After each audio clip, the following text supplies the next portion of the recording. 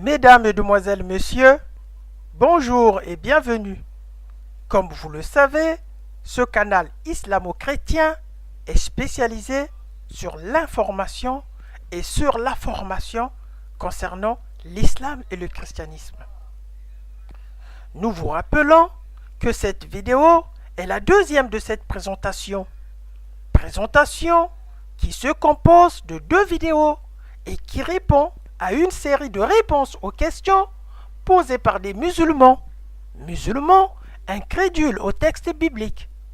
Et vous pouvez regarder la première vidéo avant celle-ci, pour ceux évidemment qui ne l'ont pas encore regardée. Voici le résumé et le rappel de la première vidéo. Résumé de la première vidéo que nous avons déjà publiée.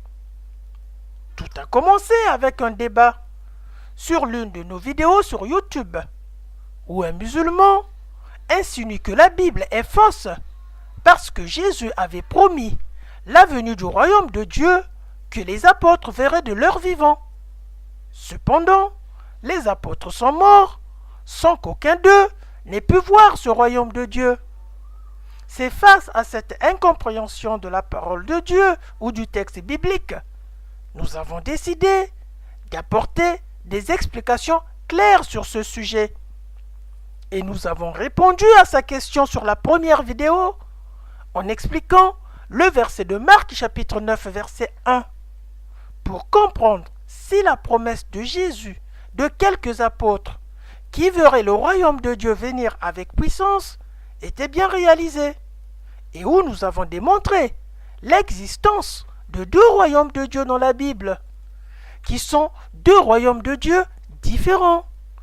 Nous avons abordé pour la circonstance le royaume de Dieu de l'époque des apôtres, le royaume de Dieu de l'époque future de la fin des temps. Et nous avons expliqué que le royaume de Dieu de l'époque des apôtres est le signe montré par Jésus pour le royaume de Dieu de l'époque future de la fin des temps à venir. Toujours dans la première vidéo, nous avons promis aller plus loin que de répondre uniquement à cette question posée par le musulman.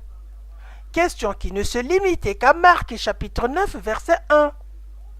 Car en effet, juste après le verset de Marc chapitre 9 verset 1, précisément au verset suivant de Marc chapitre 9 verset 2, une contradiction se présente.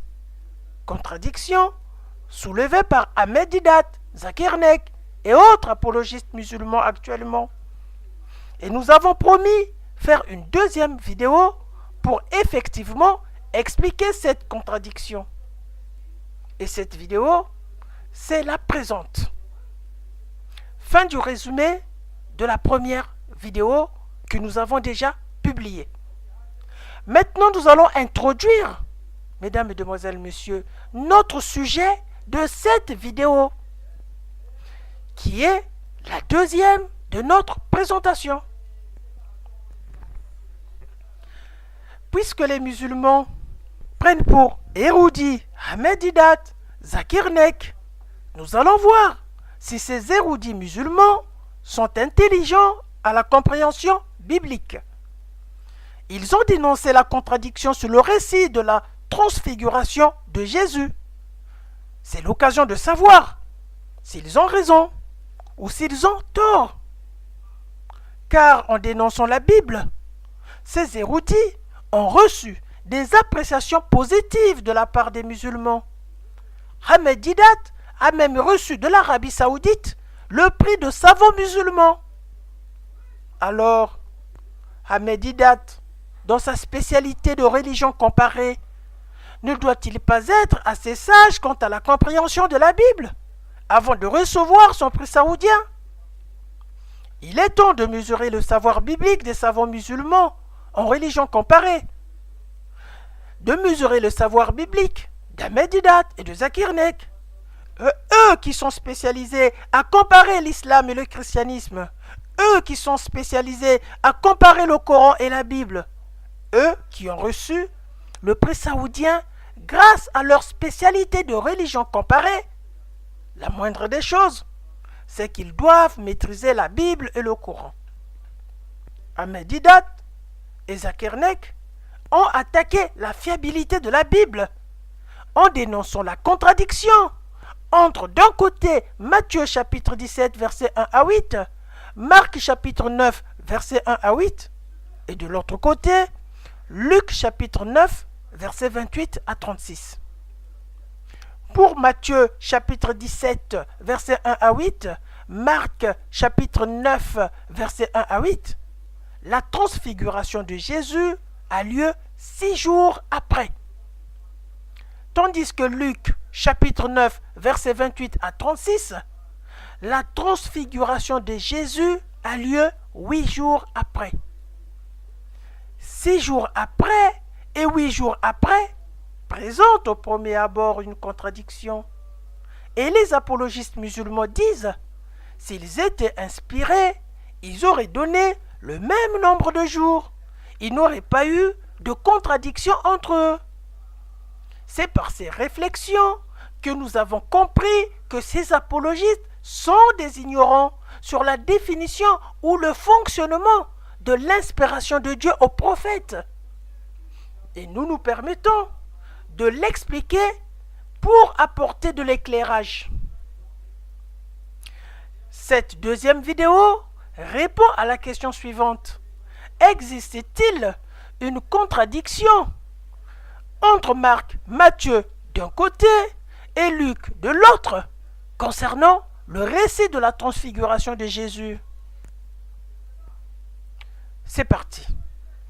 Lorsqu'on lit ce récit, Marc et Matthieu parlent de 6 jours plus tard, tandis que Luc parle de 8 jours plus tard. Cette différence a été soulevée par Ahmed Deedat, Zakir Naik comme une contradiction pour attaquer la Bible dans sa fiabilité. Avant d'examiner la fameuse contradiction, nous avons trouvé opportun de vous parler d'abord de l'inspiration de la parole de Dieu aux prophètes. L'inspiration de la parole de Dieu. L'inspiration de la parole de Dieu n'est pas une révélation par la dictée directe des propos de Dieu, comme le fut le cas de Mahomet, dont nous disent les sources islamiques elles-mêmes. Et dans ce cas musulman, et le fait que le Coran soit truffé des erreurs sur la science, des copies sur des légendes, de la méconnaissance de la Bible, fait d'Allah un Dieu trompeur, un Dieu non innovateur, un Dieu ignorant. Car selon Mahomet, c'est Allah qui est l'auteur du Coran, c'est pas lui-même, mais c'est Allah. Par conséquent, toutes les erreurs sur la science, toutes les copies sur des légendes, toutes les méconnaissances de la Bible sont attribuées à Allah. Bien. Or, l'inspiration, ce ne sont pas les propos directs de Dieu sur un prophète du point de vue biblique, c'est-à-dire du point de vue judaïque et chrétien. Chères musulmanes, chers musulmans, ouvrez bien votre esprit. Dans l'inspiration de la parole de Dieu, Dieu incarne de la sagesse à un prophète au moyen de son esprit, c'est-à-dire l'Esprit Saint. Nous croyons que l'Esprit de Dieu, c'est Dieu. Nous croyons que le Verbe de Dieu, c'est Dieu. Car et l'Esprit de Dieu et le Verbe de Dieu, ils sont tous incréés comme Dieu l'est. Bien. Ainsi, le prophète explique les choses selon sa sagesse, avec des mots à lui, des proverbes à lui, des légendes à lui, qu'il choisit intentionnellement, afin que son auditoire puisse comprendre ses explications, puisse comprendre sa vision prophétique, etc., etc. Ce qui fait que le prophète, chers musulmanes, chers musulmans, est un pédagogue. Et chaque prophète est différent. Chaque prophète utilise sa méthode de faire passer le message de Dieu. C'est pourquoi vous verrez dans la Bible que les prophètes utilisent soit des proverbes, soit des métaphores, soit des légendes connues par le peuple, soit des faits connus par le peuple. Par exemple, on vous donne un exemple biblique. Jésus va utiliser le Sheol de la vallée de la montagne près de Jérusalem comme image de l'enfer. Donc, l'enfer n'est pas le feu qui brûle, mais c'est une image métaphorique de Jésus. Donc, dans l'inspiration, le prophète possède un libre choix de choisir ses propres mots, d'apporter avec ses propres mots des explications nécessaires. C'est ce qui explique les différences de style, les différences de narration, les différences de réflexion, les différences de conclusion, etc., etc., entre différentes personnes inspirées qui se mettent à raconter la même histoire sainte. Rien que par la définition de l'inspiration de la parole de Dieu que nous venons de rappeler, les musulmans se ridiculisent. Ahmed Didat et Zakir Naik se ridiculisent pour avoir dénoncé la Bible en disant s'ils étaient inspirés, ils utiliseraient tous des mêmes expressions, des mêmes explications. Voilà pourquoi nous avons décidé de commencer par expliquer l'inspiration de la parole de Dieu aux prophètes avant de rentrer dans le vif du sujet. C'est pourquoi, dans notre cas présent, Marc et Matthieu ont choisi une façon différente de s'exprimer par rapport à Luc. C'est ce qui explique la différence entre eux sur le même sujet. Avant d'analyser la différence de 6 jours selon Marc et Matthieu et 8 jours après selon Luc, nous allons d'abord expliquer la méthodologie à utiliser pour cette étude du nombre de jours. Méthodologie à utiliser pour étudier la différence entre 6 jours et 8 jours. Mesdames, Mesdemoiselles, Messieurs, toujours dans le souci de vous présenter que notre réponse n'est pas imaginaire, qu'elle est bien biblique, nous allons vous présenter la procédure ou la méthodologie utilisée pour notre présente étude. Nous allons faire l'étude de 3 passages synoptiques. Matthieu chapitre 17, versets 1 à 8. Marc chapitre 9, versets 1 à 8. Luc chapitre 9, versets 28 à 36. De cet épisode, très connu, afin de ressortir l'aspect spécifique de chacun des évangélistes et de noter l'origine de la différence sur le nombre de jours. Pour bien comprendre cette différence entre les évangélistes sur le nombre de jours, nous allons observer pour chaque évangéliste le récit global de la transfiguration de Jésus qui est composé de 3 épisodes qui sont chronologiquement les suivants. Premier épisode, l'épisode de la première annonce de la passion de Jésus. Deuxième épisode, l'épisode de l'annonce de la promesse du royaume de Dieu à venir avec puissance. Et troisième épisode, l'épisode de la transfiguration proprement dite de Jésus dans la montagne. Voici donc le déroulé de notre développement. Nous allons examiner. Voilà comment nous allons procéder. Voici le déroulé. Nous allons examiner dans un premier temps les 2 premiers épisodes qui sont la première annonce de la passion de Jésus et l'annonce de la promesse du royaume de Dieu à venir avec puissance. Nous allons les examiner en premier. Et en deuxième temps, nous allons examiner le dernier épisode, l'épisode de la transfiguration de Jésus dans la montagne. En d'autres termes, cette étude se fera en 2 temps. Dans un premier temps, nous allons examiner à la fois l'épisode de la première annonce de la passion de Jésus et l'épisode de l'annonce de la promesse du royaume de Dieu à venir avec puissance. Et dans un dernier temps, nous allons examiner l'épisode de la transfiguration proprement dite de Jésus dans la montagne. Fin d'explication de notre méthodologie. Maintenant, nous pouvons rentrer dans le vif du sujet, celui de l'explication de la contradiction.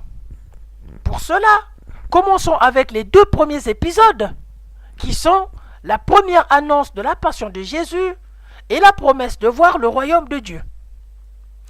Épisode de la première annonce de la passion de Jésus et l'épisode de la promesse de voir le royaume de Dieu. Nous allons commencer par ordre avec Marc, puis avec Matthieu et en dernier avec Luc. Voici la description de l'épisode de la première annonce de la passion de Jésus par Marc. Nous lisons. Alors il commença à leur apprendre qu'il fallait que le Fils de l'homme souffrit beaucoup, qu'il fût rejeté par les anciens, par les principaux sacrificateurs et par les scribes, qu'il fut mis à mort et qu'il ressuscita 3 jours après. Il leur disait ces choses ouvertement. Marc chapitre 8, versets 31 à 32. Ça, c'est la première annonce de la passion de Jésus selon Marc. Et Marc poursuit avec l'épisode de l'annonce de la promesse de Jésus du royaume de Dieu en disant ceci. Il leur dit encore, je vous le dis en vérité, quelques-uns de ceux qui sont ici ne mourront point qu'ils n'aient vu le royaume de Dieu venir avec puissance. Marc chapitre 9, verset 1. Maintenant, nous allons lire ce que dit Matthieu des 2 premiers épisodes. Matthieu dit ceci de l'épisode de la passion de Jésus. Nous lisons. À partir de ce jour, Jésus commença à exposer à ses disciples qu'ils devaient se rendre à Jérusalem et subir de cruelles souffrances de la part des responsables du peuple, des chefs et des prêtres et des spécialistes de la loi, être mis à mort et ressusciter le 3e jour. Matthieu chapitre 16, versets 21 à 22. Et sur l'épisode de l'annonce de la promesse du royaume de Dieu, Matthieu dit ceci. Nous lisons. Je vous le dis en vérité, quelques-uns de ceux qui sont ici ne mourront point qu'ils n'aient vu le Fils de l'homme venir dans son règne. Matthieu chapitre 16, verset 28. Quant à Luc, il parle de l'épisode de la première annonce de la passion de Jésus en ces termes. Il ajouta qu'il fallait que le Fils de l'homme souffrit beaucoup, qu'il fût rejeté par les anciens, par les principaux sacrificateurs et par les scribes, qu'il fût mis à mort et qu'il ressuscita le 3e jour. Luc chapitre 9, verset 22. Et Luc poursuit avec l'épisode de l'annonce de la promesse du royaume de Dieu en ces termes. Je vous le dis en vérité, quelques-uns de ceux qui sont ici ne mourront point qu'ils n'aient vu le royaume de Dieu. Luc chapitre 9, verset 27. Mesdames, Mesdemoiselles, Messieurs, nous avons donc donné par ces 3 récits de Marc, Matthieu et Luc que nous venons de lire, la preuve pour les 3 évangélistes qu'ils commencent tous le récit de la transfiguration de Jésus par l'épisode de la première annonce de la passion de Jésus qui se poursuit par l'épisode de la promesse de Jésus du royaume de Dieu à venir avec puissance. On répète, les 3 évangélistes commencent le récit de la transfiguration de Jésus par 2 épisodes qui sont l'épisode de la première annonce de la passion de Jésus, suivi par l'épisode de la promesse de Jésus du royaume de Dieu à venir avec puissance. Cette remarque est capitale. Elle est importante à souligner pour comprendre la notion temporelle de 6 jours pour Matthieu et Marc et de 8 jours pour Luc. Pourquoi cette remarque que nous venons d'attirer votre attention est-elle importante à souligner pour la compréhension de la notion temporelle, 6 jours pour Matthieu et Marc et 8 jours pour Luc? Pourquoi? En effet, le lien entre les 3 épisodes, qui sont l'épisode de l'annonce de la passion de Jésus, suivi de l'épisode de l'annonce de la promesse de Jésus du royaume de Dieu, puis suivi de l'épisode de la transfiguration proprement dite de Jésus dans la montagne, est explicite. Qu'est-ce qui est daté ici? C'est l'épisode de la transfiguration proprement dite de Jésus qui est daté ici. Or, le récit de l'épisode de la transfiguration de Jésus commence par une notation temporelle de 6 jours après ou bien de 8 jours après. Par conséquent, cette notation temporelle de l'épisode de la transfiguration proprement dite de Jésus dépend de l'un ou des 2 premiers épisodes, c'est-à-dire la datation de l'épisode de la transfiguration proprement dite de Jésus dépend des épisodes de l'annonce de la passion de Jésus ou de l'épisode de l'annonce de la promesse du royaume de Dieu par Jésus. Examinons maintenant le 3e épisode, l'épisode de la transfiguration proprement dite de Jésus dans la montagne. L'épisode décrit par les 3 évangélistes, afin de comprendre à partir de quel épisode la datation est faite. Bien. Épisode de la transfiguration de Jésus dans la montagne. Continuons à examiner la Bible et lisons la suite du récit. Marc et Matthieu sont les seuls qui parlent de la confession de Pierre à Césarée, qui s'est déroulée le même jour que la première annonce de la passion de Jésus. Ainsi, lorsque Marc et Matthieu ont fini de raconter l'annonce de la confession de Pierre à Césarée et la première annonce de la passion de Jésus, ils poursuivent avec l'épisode de la transfiguration de Jésus comme suite.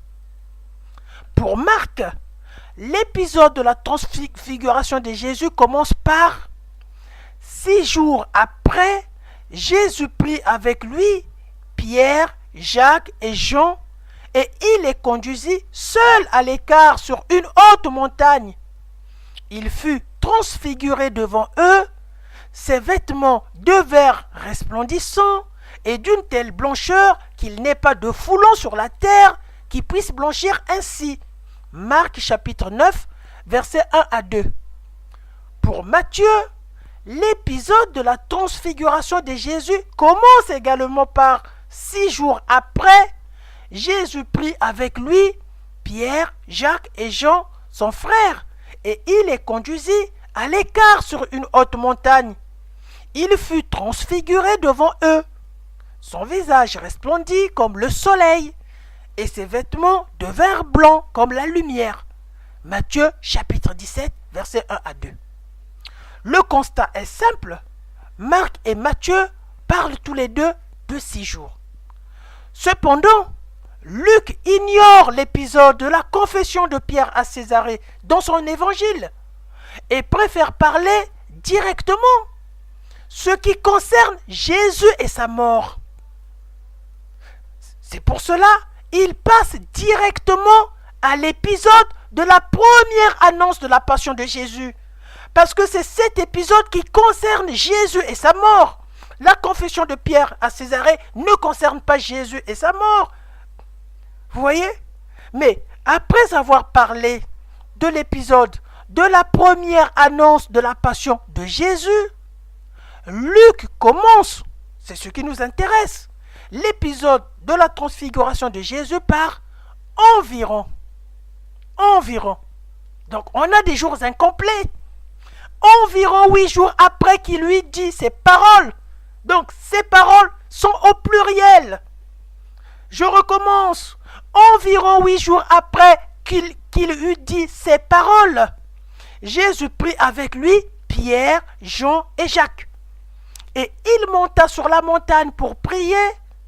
Pendant qu'il priait, l'aspect de son visage changea et son vêtement devint d'une éclatante blancheur. Et voici 2 hommes s'entretenaient avec lui. C'était le prophète Moïse et le prophète Élie, qui apparaissent dans la gloire, parlaient de son départ qu'il allait accomplir à Jérusalem. Luc chapitre 9, versets 28 à 31. Ici également, le constat est simple. Luc est le seul qui parle de 8 jours. Maintenant, mesdames, mesdemoiselles, messieurs, nous allons expliquer la contradiction. En fait, nous allons vous informer qu'il ne s'agit pas de contradiction, mais d'une façon différente de compter. En effet, le décompte des jours utilisé par Marc et Matthieu de 6 jours après est exclusif. C'est-à-dire, il exclut ou écarte les jours incomplets entre l'épisode où Jésus qui annonce sa passion et l'épisode, celui proprement dit, de la transfiguration de Jésus.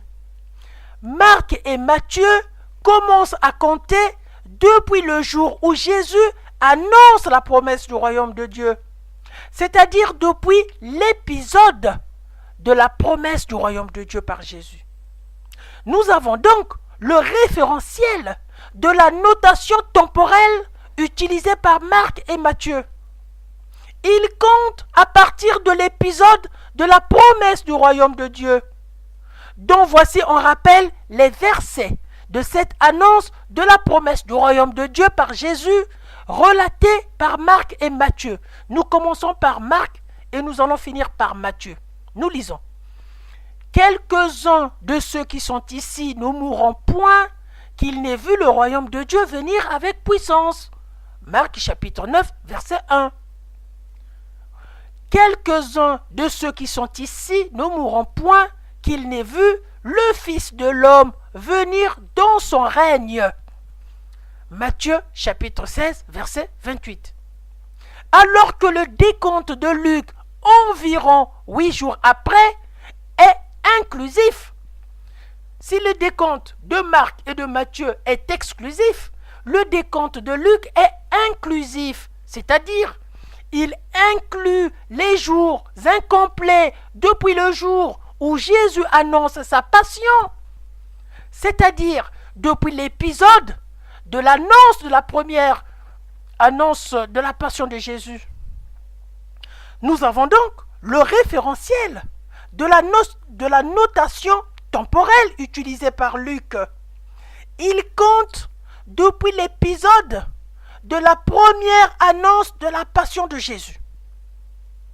Donc voici, on rappelle le verset de cette annonce, de la première annonce de la passion de Jésus, par Luc. Nous lisons.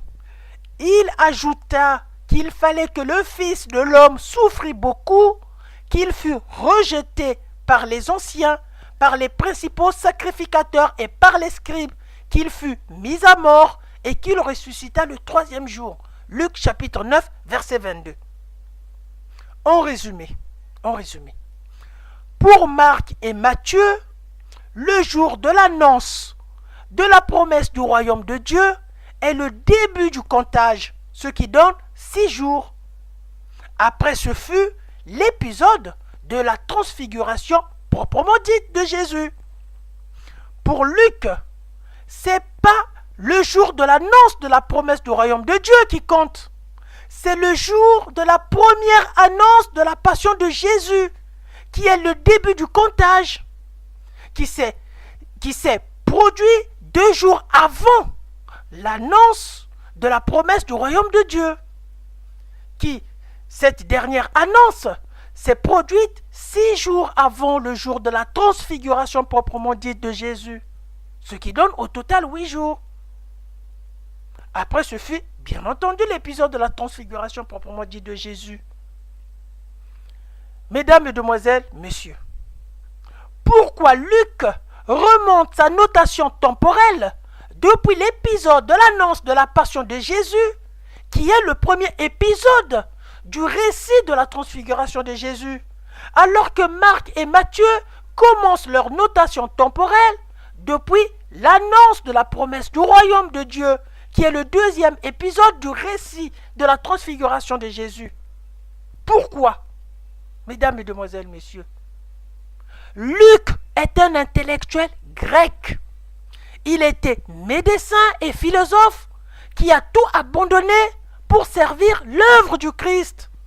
Alors que Marc était juif et disciple de Pierre qui a servi l'œuvre du Christ. Matthieu était percepteur des impôts et juif religieux qui a servi l'œuvre du Christ. Ce qui explique par ses connaissances que le comptage de Luc est plutôt théologique.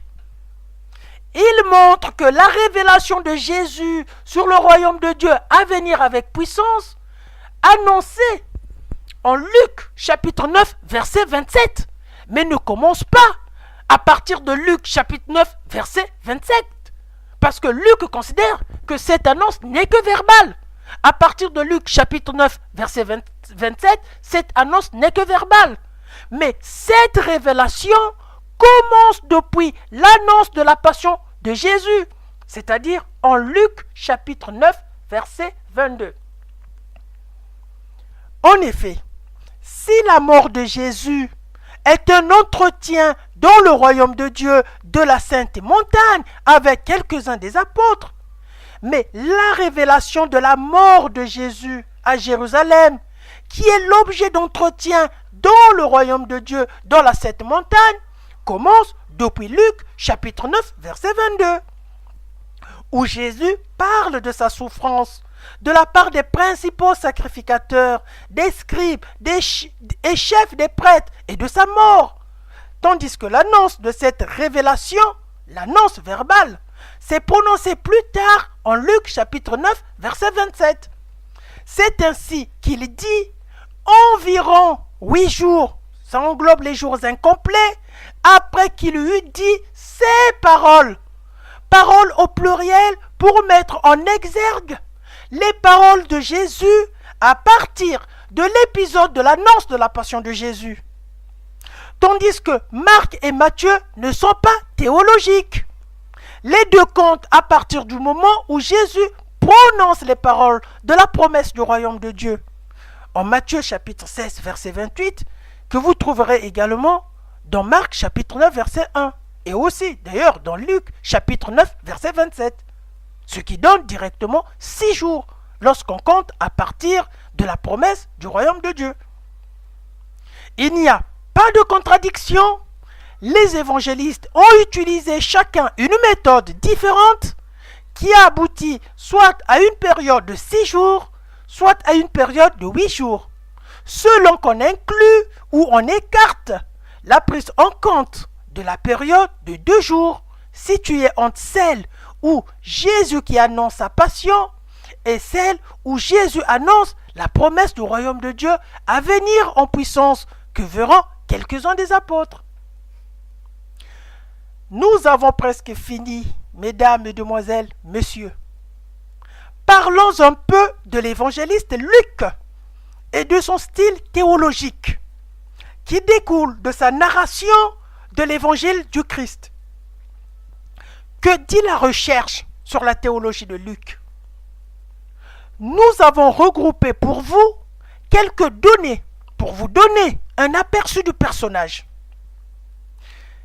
Il faut savoir que l'évangile de Luc, par rapport aux autres évangiles, est l'évangile qui possède dans sa structure narrative des orientations les plus théologiques vers le messianisme ou la filiation de Jésus.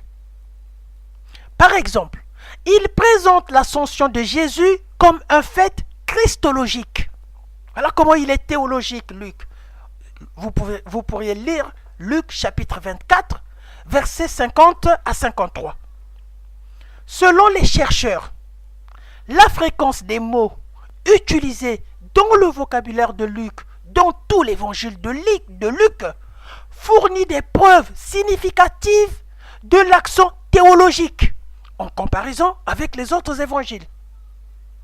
Lorsque plusieurs mots significatifs se produisent ensemble dans un passage qui a clairement une importance théologique, surtout si elle a un point crucial dans le récit, le lecteur peut être sûr que l'auteur fait une importante déclaration théologique. Selon Konzelman, un théologien protestant, le but de Luc a été d'exposer son projet d'histoire du salut. Pour l'exégète Marshall, il voit l'œuvre de Luc comme témoin pour le salut lui-même. Kolzman soutient que l'objet pour lequel Luc a écrit l'évangile et des actes, l'étendue et la signification de sa rédaction et l'effet des tendances théologiques de l'auteur a pu avoir sur sa fiabilité historique. Mesdames, Mesdemoiselles, Messieurs, nous avons fini avec cette deuxième partie, c'est-à-dire cette deuxième vidéo. On va plutôt dire cette deuxième partie parce que la vidéo continue. Nous allons vous donner une brève conclusion sur ces deux sujets que nous avons traités dans cette présentation. Un premier sujet que nous avons traité dans la première vidéo et ce deuxième sujet que nous avons traité dans cette deuxième vidéo. Donc, conclusion de toute cette présentation. Dans la première vidéo, nous avons expliqué le verset du Coran, chapitre 9, verset 1. Et nous avons démontré que la promesse de Jésus aux apôtres de voir le royaume de Dieu venir en puissance s'est bien réalisée en présence de 3 apôtres. Dans cette deuxième vidéo, nous avons expliqué et démontré des versets semble-t-il contradictoires selon Ahmed Deedat et Zakir Naik, qu'il n'y avait pas de contradiction, mais de méthodes différentes de compter. Les deux comptages utilisant un référentiel différent. Marc chapitre 9 verset 1 à 2 et Matthieu chapitre 17 verset 1 à 2 utilisent le même référentiel. Ils comptent à partir du moment où Jésus prononce la promesse. Mais Luc chapitre 9 verset 28 à 31 utilise un autre référentiel pour nous montrer que cette histoire, comme avant que Jésus prononce sa promesse, est une démarche plus théologique du philosophe Luc ou du médecin Luc. À vous de juger, mesdames, mesdemoiselles, messieurs, si Ahmed Deedat, Zakir Naik et autres érudits sont-ils des menteurs, des incultes ou des ignorants de la Bible. À vous de juger. Fin de cette présentation. Mesdames, Mesdemoiselles, Messieurs, d'habitude, nous disons un petit mot de la fin. Cette fois-ci, nous allons dire un grand mot de la fin. Dans ce mot de la fin, nous ne voulons pas enchaîner sur le sujet, sur la rédemption.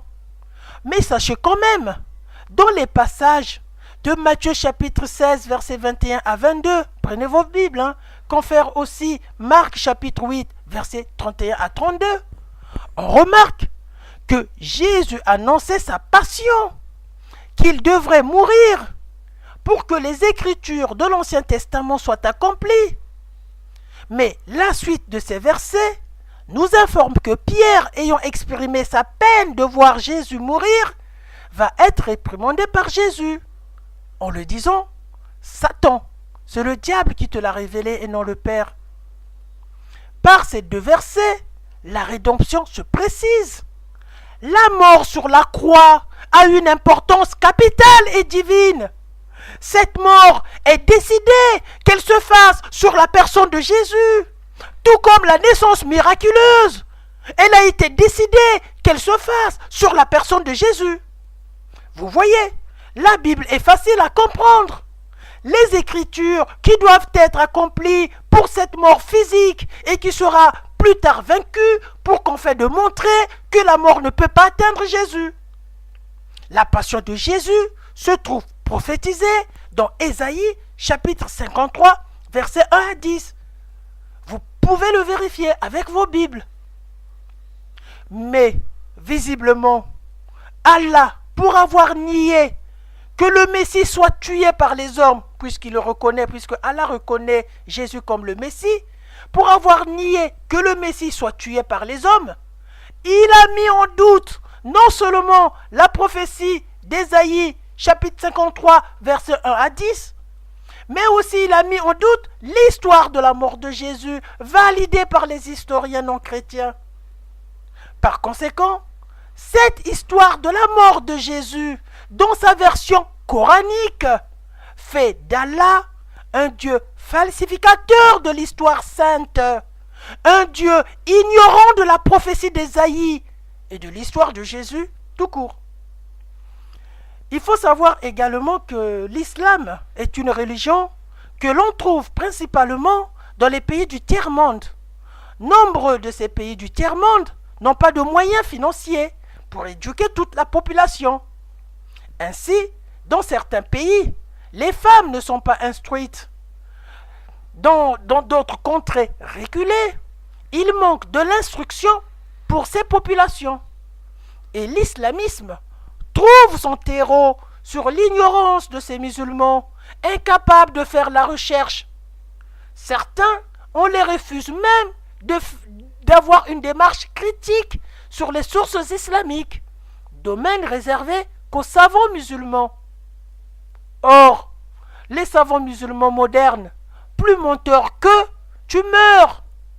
Des savants qui ont fomenté de gros mensonges aux musulmans pour les garder dans le carcan islamique ont reçu pour certains le prix de savants musulmans décerné par l'Arabie saoudite. Cette religion est-elle satanique?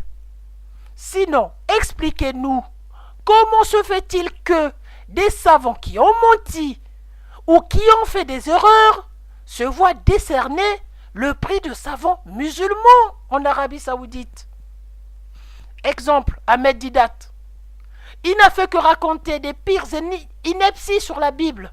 Dans sa spécialité de religion comparée, il a quand même reçu de l'Arabie saoudite le prix de savant musulman.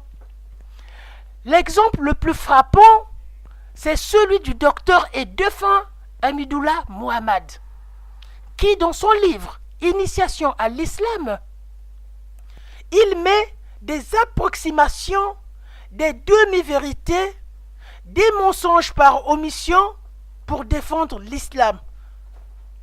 Et ceci sur plusieurs thématiques, dont certaines sont l'islam et la paix, l'islam et l'apostasie, l'islam et l'hospitalité, l'islam et le pacifisme, l'islam et l'esclavage. D'ailleurs, nous avons publié une vidéo à son égard, dont le titre est « Le savant musulman Mohammed Hamidullah au service de la taqiyya », que vous pouvez rechercher sur le canal d'Islamo-Chrétien ou bien vous reporter sur le lien vidéo du texte qui accompagne cette vidéo. Pour finir, nous lançons un défi aux musulmans. Nous attendons d'eux des commentaires et vous verrez que nous allons bien rigoler. Sur ce, mesdames, mesdemoiselles, messieurs, à la prochaine. Que le Seigneur vous accompagne et que son amour soit avec vous. Bye bye, à très bientôt.